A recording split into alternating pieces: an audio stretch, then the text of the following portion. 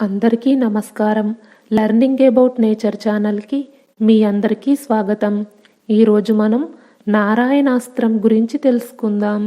ఈ నారాయణాస్త్రం దివ్య ఆయుధం. ఏకకాలంలో లక్షలాది ఘోరమైన క్షిపణులను ప్రయోగిస్తుంది.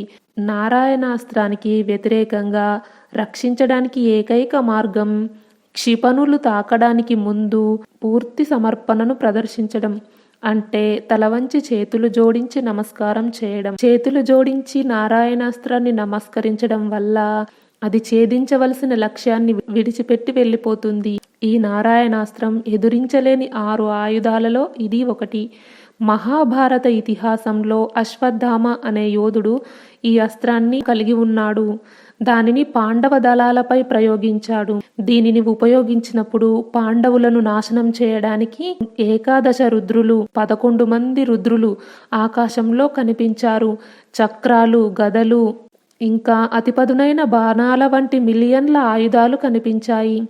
ప్రత్యర్థులను నాశనం చేయడానికి వచ్చి అందరినీ సంహరించాయి. కానీ నారాయణాస్త్రాన్ని ఎలా ఆపాలో తెలిసిన శ్రీకృష్ణుడు పాండవులను, వారి సైన్యాన్ని వెంటనే తమ ఆయుధాలను వదిలివేసి విష్ణువు యొక్క గొప్ప అస్త్రానికి పూర్తిగా లొంగిపోండి అని సలహా ఇచ్చాడు.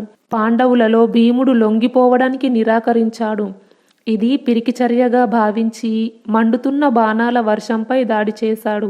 నారాయణాస్త్రం భీముడిపై దృష్టి కేంద్రీకరించి తన శరాయుధాన్ని వర్షించడం వల్ల దానితో యుద్ధం చేసి చేసి భీముడు అలసిపోయాడు. అయినప్పటికీ అతని సోదరులు చివరికి అతనిని అడ్డుకోవడంతో అతను బతికాడు. రామాయణంలో ఇంద్రజిత్తు లక్ష్మణుడిపై తన చివరి పోరాటంలో ఈ నారాయణాస్త్రాన్ని ఉపయోగించాడు. కానీ అతడు ఆదిశేషుడి అవతారం కాబట్టి ఆ అస్త్రం లక్ష్మణునికి హాని చేయడానికి నిరాకరించింది. ధ్రువుడు ఆచమనం చేసి నారాయణుడు సృష్టించిన క్షిపణి అతని విల్లుకు అమర్చాడు. యక్షుల రాజ్యమైన అలకపై దండయాత్ర చేస్తున్న సమయంలో ధ్రువుడు ఈ అస్త్రాన్ని ప్రయోగించాడు. అనిరుద్ధుడిని బాణాసురుడి నుండి రక్షించాలనే తపనలో శ్రీకృష్ణుడు శివునిపై ఈ నారాయణాస్త్రాన్ని ప్రయోగించాడు.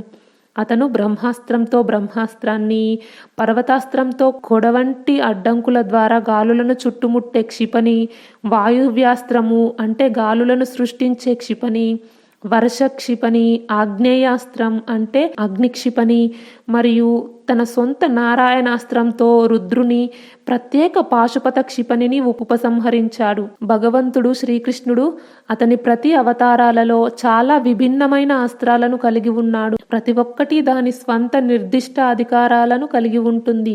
విష్ణువు యొక్క నారాయణాస్త్రాన్ని ఒక శత్రువుపై యుద్ధంలో ప్రయోగించినప్పుడు ఒక్కసారి మాత్రమే ఉపయోగించవచ్చు. కొన్ని అస్త్రాలు ఒకసారి ఉపయోగించినా కూడా వాటి అసలు యజమానికి తిరిగి వస్తాయి. అలాంటి నారాయణాస్త్రాన్ని ద్రోణాచార్యుని కుమారుడు అశ్వత్థామ కురుక్షేత్రంలో యుద్ధంలో ఉపయోగించాడు. అప్పుడు చాలా విధ్వంసం జరిగితే పాండవులు నారాయణాస్త్రానికి నమస్కరిస్తే అది వాళ్ళని ఏమీ చేయలేదు. వచ్చే వీడియోలో మరొక అస్త్రం గురించి తెలుసుకుందాం. ఈ వీడియో గురించి మీ అభిప్రాయాన్ని కామెంట్ బాక్స్లో తెలియజేయండి.